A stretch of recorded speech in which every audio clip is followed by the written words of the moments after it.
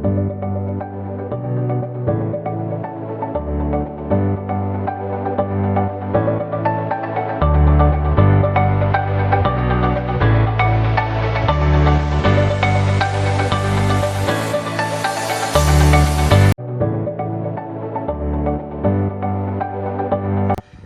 Harsha, I am studying in first year BAMS.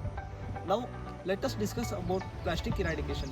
Plastic has made our life easier in many ways, and it also creates many problems.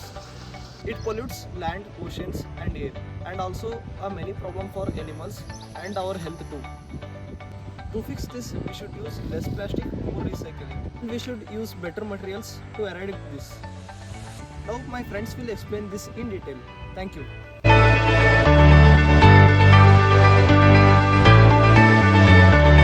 As you all know, plastic is a big part of our everyday lives. It is a material that is light, strong and cheap to make. Because of these reasons, we use plastic in many different ways. From the moment we wake up until we go to bed, we are using many things made up of plastic, sometimes without even noticing it. So now let us see what are the uses of plastic in our everyday lives.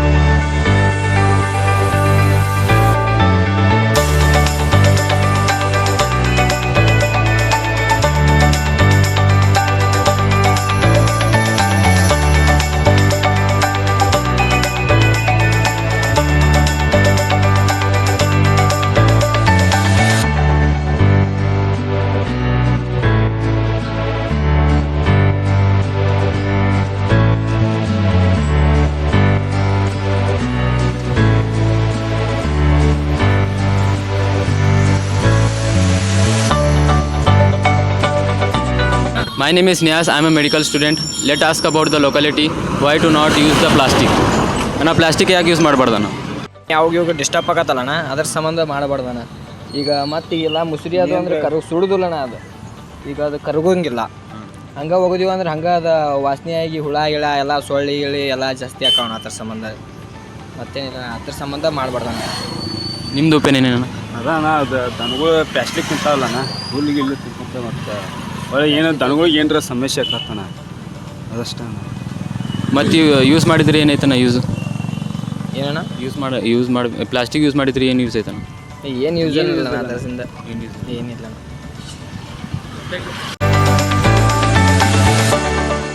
ಪಬ್ಲಿಕ್ನ plastic use ಮಾಡಬೇಕು ಮಾಡಬಾರ್ದು ಅಂತ ಕೇಳೋಕೆ ಬಂದಿದ್ದೀವಿ. Let us ask ನಾವು. Uncle, ನಿಮ್ಗೆ ಏನು ಅನಿಸುತ್ತೆ? Plastic use ಮಾಡ್ಬೇಕು ಅನ್ಸುತ್ತೆ, ಮಾಡಬಾರ್ದು ಅನ್ಸುತ್ತೆ? ಪ್ಲಾಸ್ಟಿಕ್ ಯೂಸ್ ಮಾಡಬಾರ್ದು. ಯಾಕಂದ್ರೆ ಅಲ್ಲಿ ಮಣ್ಣಲ್ಲಿಟ್ಟರು ಸಮುದ್ರೆಲ್ಲ ಹಾಕಿದ್ರು ಅದಕ್ಕೆ ಕೊಳೆಯಲ್ಲ, ಕೊಳೆತು ಹಾಗೇ ಇರುತ್ತೆ. ಮತ್ತು ಪ್ಲಾಸ್ಟಿಕ್ದಿಂದ ಯೂಸ್ ಇದೆ. ಈಗ ನೋಡಿ ಮಿನರಲ್ ವಾಟ್ರು ಎಲ್ಲ ಪ್ಲಾಸ್ಟಿಕ್ಕಿನಲ್ಲೇ ಬರುತ್ತೆ.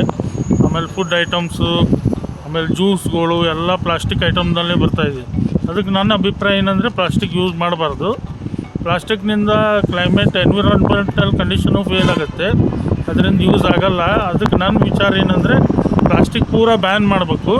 ಪ್ಲಸ್ ಪಾಲಿಥೀನ್ ಬ್ಯಾಗ್ಸು, ಅವು ಇವು ಗನ್ನಿ ಬ್ಯಾಗ್ಸು ಎಲ್ಲ ಪ್ಲಾಸ್ಟಿಕ್ನಲ್ಲೇ ಮಾಡ್ತಾಯಿದ್ದಾರೆ. ಸೊ ನನ್ನ ಅಭಿಪ್ರಾಯ ಏನಂದರೆ plastic should be totally banned.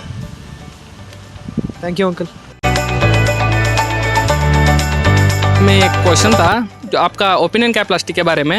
वो अच्छा है, बुरा है? आप डेली यूज़ में कितना यूज़ करते हैं और क्यों करना चाहिए और क्यों नहीं, आप बताएंगे? देखिए, अगर हम लोग देखें एनवायरनमेंट के अकॉर्डिंग अगर देखें तो प्लास्टिक हार्मफुल है ऑब्वियसली, बट उसको स्टॉप करना भी हम कुछ कर नहीं सकते.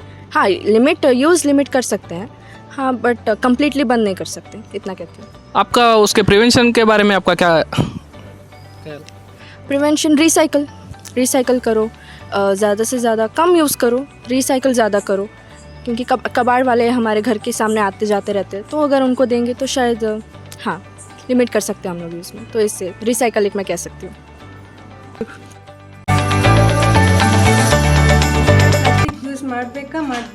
ಎಷ್ಟು ಬೇಕು ಅಷ್ಟೇ ಯೂಸ್ ಮಾಡಬೇಕು, ಅತಿ ತೀವ್ರವಾಗಿ ಮಾಡ್ಲಿಕ್ಕೆ ಹೋಗಬಾರ್ದು. ಯಾಕಂತಂದ್ರೆ ನಾವು ಈಗ ಹಾಲಿಂದೆಲ್ಲ ಯೂಸ್ ಮಾಡ್ತೀವಲ್ಲ, ಹಾಲಿಂದ ಯೂಸ್ ಮಾಡಿದ್ರೆ ನಮ್ಗೆ ಏನು ಬೆಳಗ್ಗೆ ಮಾರ್ನಿಂಗ್ ಹಾಲಿಗೆ ಬೇಕಾಗಿರ್ತೈತಿ, ಅದನ್ನ ಯೂಸ್ ಮಾಡಿಕೊಂಡು ನಾವು ಅದಕ್ಕೆ ಅಂತ ಹೇಳಿ ಒಂದು ಹಾಳಿ ಯೂಸ್ ಮಾಡಿಕೊಂಡು ಡಸ್ಟ್ಬಿನ್ ಒಳಗೆ ಇಟ್ಕೋಬೇಕು.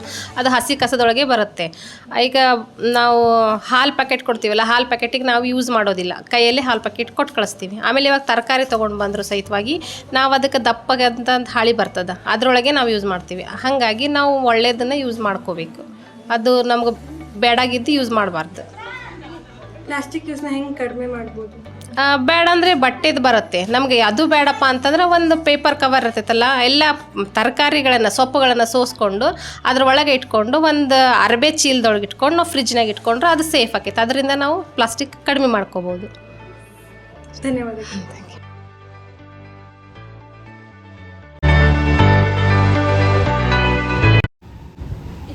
Focus on the effects it's of no use. We should take some action against the effects and take some preventive measures. We can't end the plastic era, but we can reduce it. If we reduce it now, it will be possible to end it in future. Let us clean our society.